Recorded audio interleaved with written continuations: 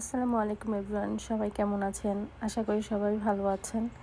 এখন summer season চলছে, সেটা বাংলাদেশ হোক বা ইউএসএ, প্রচুর গরম পড়েছে। আর এই গরমে সব থেকে ঘোরার পারফেক্ট প্লেস হচ্ছে বিচ।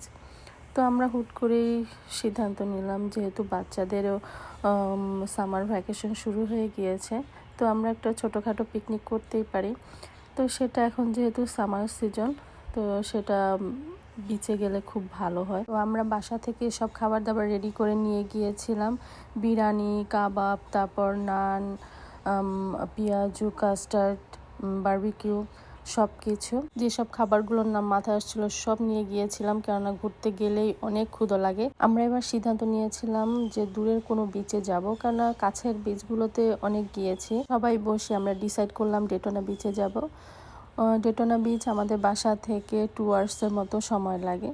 তো আমরা 3টার সময় বের হয়ে গিয়েছিলাম। গাড়িতে উঠেই আমাদের খাওয়া দাওয়া আর ফান চলছিল। একটু পরপর খাবার খাচ্ছিলাম আর বাহিরটা দেখছিলাম, মানে মনোমুগ্ধকর পরিবেশ। আর আমাদের যাত্রার সঙ্গী ছিল রোদ আর বৃষ্টি। কিছুক্ষণ পর পর এই এমন কড়া রোদ, আবার হঠাৎ করে বৃষ্টি, ঝুম বৃষ্টি হয়েছিল।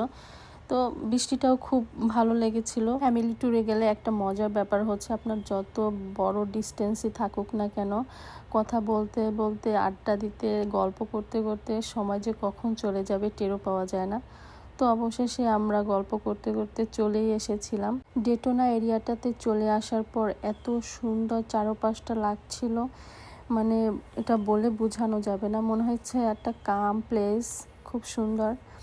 তো আমরা ডেটোনা বিচের গেটের এখানে চলে এসেছিলাম। এখানে